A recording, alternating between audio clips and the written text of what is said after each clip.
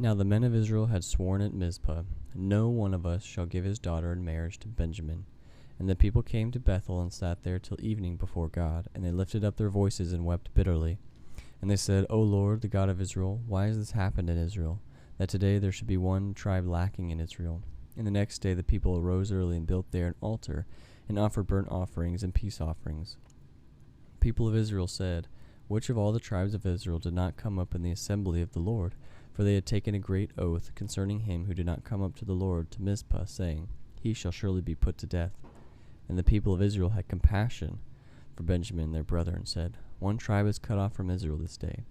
What shall we do for wives for those who are left, since we have sworn by the Lord that we will not give them any of our daughters for wives?" And they said, "What one is there of the tribes of Israel that did not come up to the Lord to Mizpah?" And behold, no one had come to the camp from Jabesh Gilead to the assembly. For when the people were mustered, behold, not one of the inhabitants of Jabesh Gilead was there.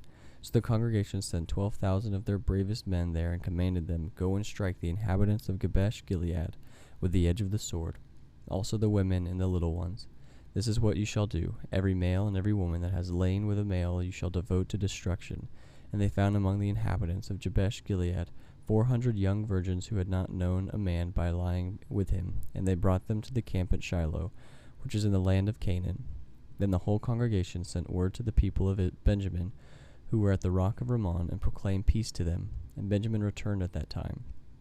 And they came, and they gave them the women whom they had saved alive of the women of Jabesh Gilead, but they were not enough for them. And the Lord had compassion on Benjamin, because the Lord had made a breach in the tribe of Israel.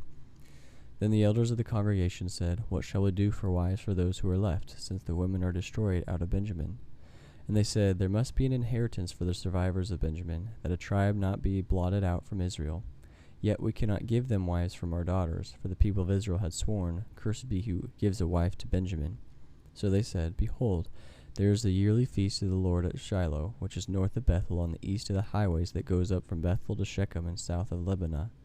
And they commanded the people of Benjamin, saying, 'Go and lie in ambush in the vineyards, and watch. If the daughters of Shiloh come out to dance in the dances, then come out of the vineyards, and snatch each man his wife from the daughters of Shiloh, and go to the land of Benjamin. And when their fathers or their brothers come to complain to us, we will say to them, Grant them graciously to us, because we did not take for each man of them his wife in battle. Neither did you give them to them, else you would now be guilty.' And the people of Benjamin did so, and took their wives according to their number, from the dancers whom they carried off. Then they went and returned to their inheritance, and rebuilt the towns, and lived in them. And the people of Israel departed from there at that time, every man to his tribe and family, and they went out from there, every man to his inheritance. In those days there was no king in Israel. Everyone did what was right in his own eyes.